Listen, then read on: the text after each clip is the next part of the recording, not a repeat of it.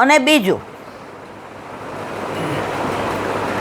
ઘરમાં પ્રભુ બિરાજતા હોય અને કાંઈ એવો પ્રસંગ બને તો આપણી દ્રઢતા ઘરમાં બિરાજતા ઠાકોરજી ઉપર એટલી બધી હોય કે આપણે એમ કહીએ કે મારા ઠાકોરજી મારું અહિત આજે નહીં, કાલે નહીં, ક્યારેય કરશે નહીં. અને એ અનુભવ આપણને બધાયને છે. મારા ને તમારા જીવનમાં આવા ઘણા પ્રસંગ બન્યા હશે જ્યાં આપણે હલી ગયા હશું, જ્યાં આપણે મૂંઝાઈ ગયા હશું, જ્યાં આપણે નાસી પાસ્યા હશું, જ્યાં આવ્યા પછી આપણને એમ થાય કે હવે ડૂબી ગયા, હવે તરવાનો કોઈ આરો ઓવારો નથી.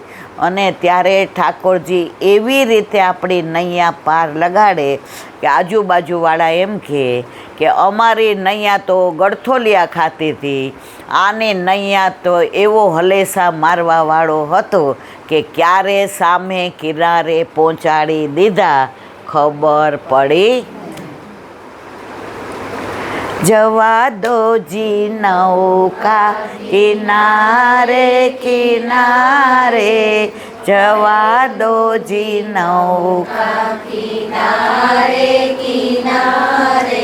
મર્યાદા માર્ગવાળા કેવું પડે, કિનારે કિનારે જવા દો. આપણે તો વિશ્વાસ છે જ,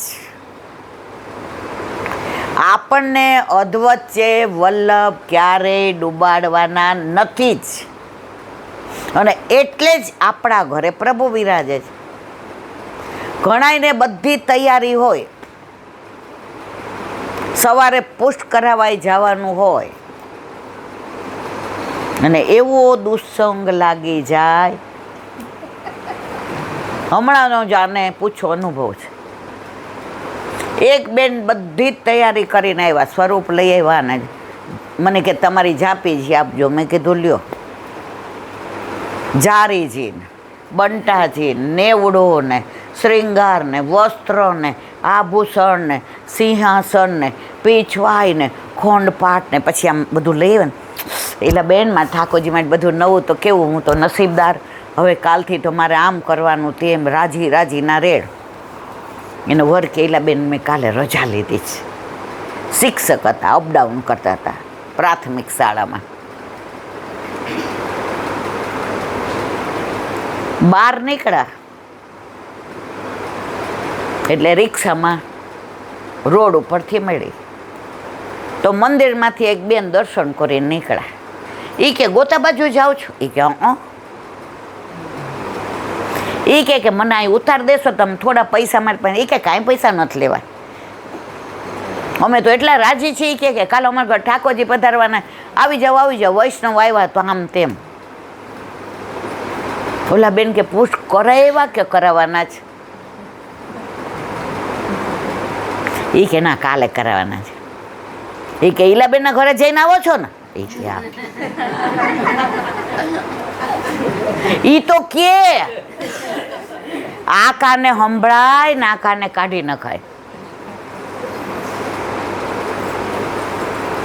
પ્રેગ્નન્ટ છો ને? એ કે હા, 5મો મહિનો છે, હજી હર હુવાવડ બાકી છે, એ મોટું થશે, એને સ્કૂલે મોકલવાના, એને ટાઈમમાં તમારા વર્ક એટલું કરશે, તમારે તો આ નોકરી આવી છે, 2 ટ્યુશન કરશો તો પૈસા ભેગા થશે, ભાડે. એણે ગોતતા આવ્યું ત્યાં સુધી સેથીએ તેલ ભર્યું.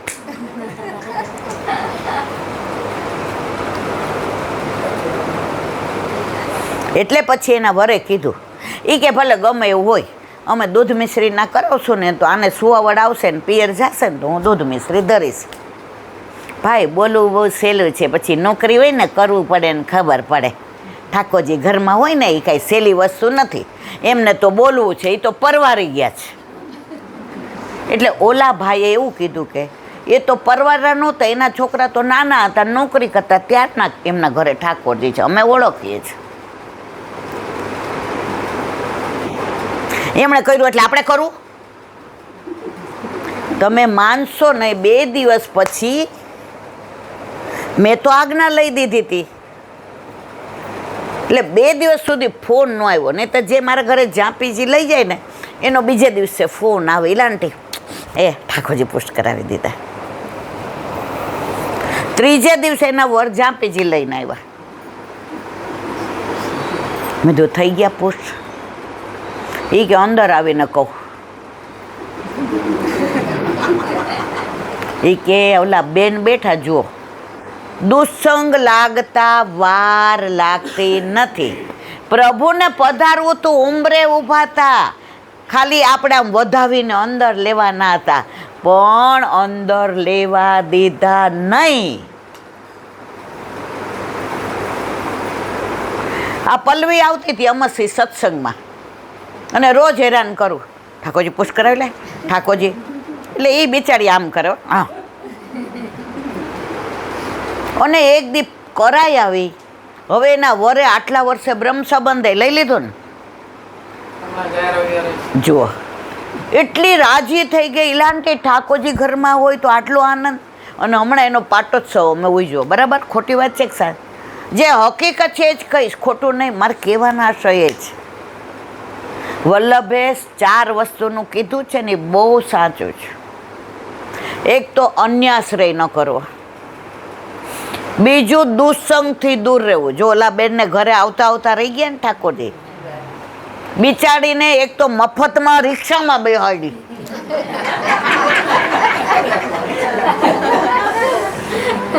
શું ફાયદો થયો?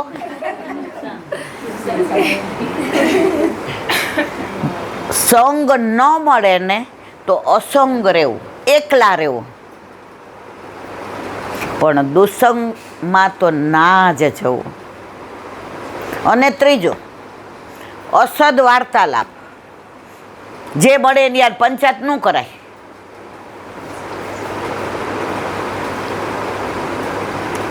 એટલે વલ્લભને ખબર હતી કે આપણે બધા કેવા છીએ, તો આપણે આટલા બેઠા છીએ.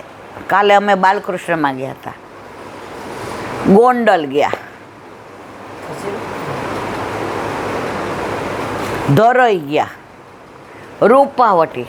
જ્યાં જઈએ ત્યાં 2-5 જણાના ઘરે ઠાકોરજી ના હોય, આપણો ધક્કો સફળ થઈ જાય. એટલે આંટી ઠાકોરજી પુષ્ટ કરાવ્યા. એટલે મારો દીકરો કે મમ્મી એના કરતાં તું બહુ રાજી થાશ. મેં કીધું બેટા, વલ્લભનો એક જ સ્વપ્ન હતો,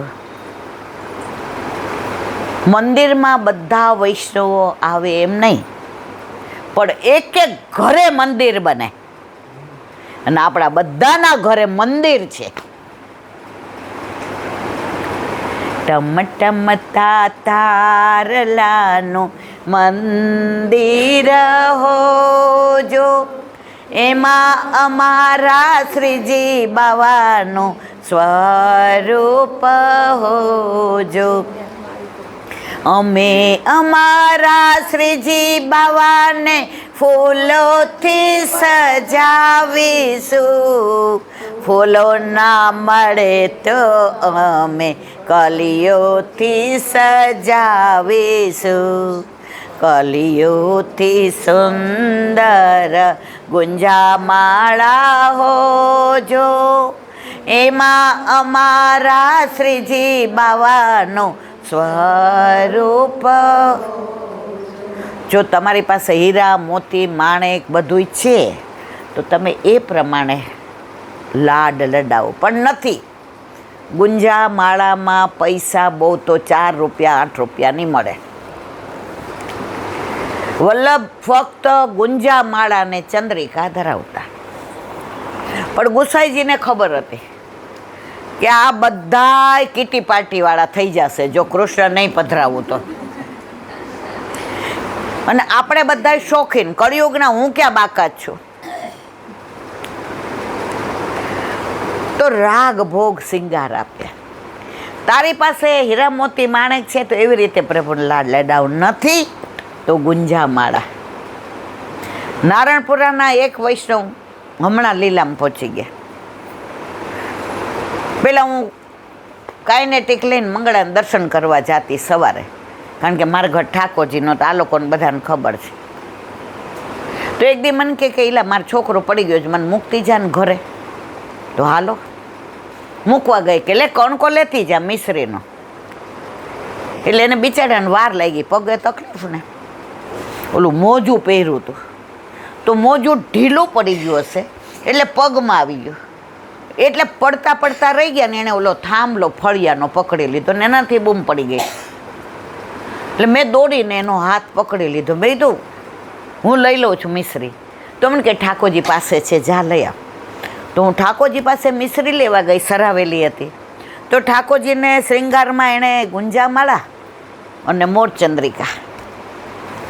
મેં કીધું સારું આ તો નહીં માળાજી કે નહીં કાનના કુંડલ કે નહીં ઝાંઝર. એટલે બીજે દી પાછા દર્શન કરવા ગઈ ને એ કે આજે બધું સારું છો, આજે હું નહીં કહું, કાલ તને હેરાન. મેં કીધું ના. પછી મેં કીધું બહાર આવો તો મેં તમે ઠાકોરજીને શ્રૃંગાર નથી કરતા? એ કે અમારે વલ્લભની મેળ છે. ત્યારે મને નહોતું સમજાયું. એ કે અમે એક રૂમમાં રહીએ છીએ ને ભાડે, અમારું આટલું જ સામર્થ્ય છે, એટલે હું ખાલી ગુંજામાલા અને ચંદ્રિકા ધરું છું. ઠાકોરજી એવું કહેતા જ નથી કે હીરા મોતી માણેક, પણ આપણે પછી આમ ઓલા પરવળ પહેરીએ, હીરા પહેરીએ અને ઠાકોરજીને પુષ્ટ કરાવ્યા હોય ત્યારે આઠાનેની માળા લીધી હોય ને. મારા ઘરે એક ઠાકોરજી પધાર્યા હતા ને, 4 રૂપિયાની માળા એને પુષ્ટ કરાવ્યા ત્યારની ધરાવે હતી ને ઓલો કાળો, 1 મિનિટ તો પુષ્ટ કરાવ્યા ત્યારના 4 રૂપિયાની માળા જેનો ઓલો કાળો શું કહેવાય લગાવ. પછી આપણે હારા દોઢા બહુ, એટલે બરાબર આમ ધમેરા ઠાકોરજીને બધો લગાવ ને બધું કાઢીને એ માળાજીને બધું એની ઓલી ડબ્બી હતી ને એમાં બધું મૂકી દીધું. અને મારા ઠાકોરજીના શ્રૃંગાર હતા એ બધા એવા સરસ, અરે ના લાલા તો એવા હશે કે કેટલા વર્ષનો ભાર ઉતરી ગયો મારા ઉપરથી ને આજે. હવે ઉપાધિ ક્યાં થઈ ખબર છે? એને 16 દિવસનું સૂતક પૂરું થયું. અહીંયા બધા ઓળખે છે, મારું નામ નથી દેવું, સમજી. 17મે દિવસે લેવા આવ્યા. એટલે મેં કીધું તમે પ્રસાદ લઈને જાજો અહીંયા. મેં કીધું લ્યો શ્રૃંગાર વડા કરીએ ને તમારા ઠાકોરજીને ઝાંપીજી કરો. એટલે લઈને કે કેટલાક ઠાકોરજી રહે છે? મેં કીધું મારા ને તમારા 2. તો કે આ બીજા કોકના જ મારા લાવો. સમજ્યા બધાય? કારણ એમણે ક્યારેય એ લગાવ 15 વર્ષથી પ્રભુ બિરાજતા હતા, ક્યારેય લગાવ એમણે અને લગાવમાં કેવું ફૂગ વળી ગઈ હતી, કાળો લગાવ. આ અહીંયા બેસીને ખોટું નહીં બોલું, ફૂગ વળી એટલે બધું કાઢી નાખ્યું. અને ઠાકોરજીને તો તમે જો એવા ચમકે ને હસે ને જુએ ને. એટલે મેં કીધું ના, મારા તો મેં અનુસર કરી દીધા, કારણ કે મારા ઠાકોરજીને દર્શન હું ક્યારેય કોઈને કરાવતી નથી. એટલે મેં અનુસર કર્યા. પછી એમને બોલાવ્યા. મેં કીધું તમારે જેવી રીતે ઝાંપીજીમાં પધરાવો એમ પધરાવો, લ્યો શ્રૃંગાર વડા કરો. આ મારા છે? મેં કીધું તમારા છે. એના વરને બોલાવ્યા. ત્યારે વાસ્પા સ્કૂટર હતું, વાસ્પા ને લેમ્બ્રેટા હતું ને, એટલે બિચારા લઈને આવ્યા હતા. એટલે એ કે હું પેટ્રોલ ભરાઈ આવું, તું ત્યાં સુધી ઝાંપીજી કર ને આપણે પ્રસાદ. મેં તો પછી પેટ્રોલ ભરાવા જાજો. મને કે કેમ? મેં તો આ ઠાકોરજી જુઓ. એ કે અમારા નથી. 15 વર્ષથી એમણે પેલા કાળા લગાવવાળા ફૂગવાળા ઠાકોરજીના જ દર્શન કર્યા હતા. ઇવન તો નેત્ર પણ નહોતા દેખાતા. પછી મેં કીધું તમને ખોટું ન લાગે તો હું કહું, તમારે બધું અંદર હતું ને એ બધું મેં કાઢી અને ઠાકોરજીને બરાબર સ્નાન કરાવ્યું. મને કરોડો કરાય એવું? ઠાકોરજીને તો આપણે મંગળ શનિ અભ્યંગે કરાવીએ અને બધું લઈ આવીએ, ઉબટનો ને બધું. ત્યારે એને વરસ સરસ કીધું. ઈલાબેન અને કાયમ કહેતો હતો કે પ્રભુને આ બધું ગંદુ લાગે, ભાર લાગે, પણ આને છે ને એ કે નીચે અમારે બાકડા છે એમાં બેસવા જવાની એવી ઉતાવળ હોય. આ એના વરના શબ્દો.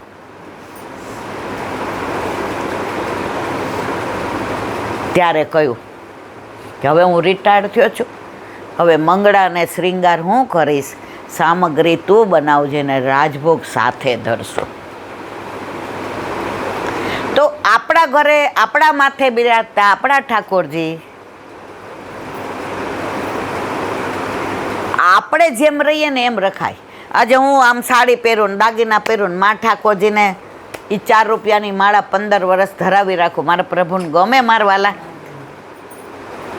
એ આ તો ત્રિલોકનો નાથ છે, આ બ્રહ્માંડનો નાથ છે. પણ વલ્લભે આપણા ઉપર વિશ્વાસ કરી અને આપણા ઘરે પધરાવી દીધો છે. એનું લાલન પાલન, એનું ધ્યાન રાખવું, એના સુખનો વિચાર. અમારે કાઠિયાવાડમાં તો પ્રભુના સુખનો વિચાર કેવો કરે, આપણે પાત્રને ઘસીને મૂકીએ પછી લૂછીએ ને. આજની તારીખમાં અમારે સૌરાષ્ટ્રમાં વૈષ્ણવો તપાવીને મૂકે. આપણે નથી કરતા, અમે નથી કરતા, તમે નહીં કરતા, ખોટું નહીં બોલવાનું. તો એક વૈષ્ણવ અમારે ત્યાં દવા માટે આવ્યા હતા, બરાબર, એક્સરે ને MRI ને બધું કરાવવા. તો અમે તો આ તો જ્યારે 30 વર્ષ પહેલાં મારા પ્રભુ પધાર્યા ત્યારને, એટલે આપણે તો શું કર્યું ખબર છે, પાત્ર કરી અને ઊંધા પાડી દીધા. ઓલું ઓફિસ જવાનું હોય ને, હવે લૂછવામાં સેજ અંદર જળ રહી ગયો. પછી બીજે દિવસે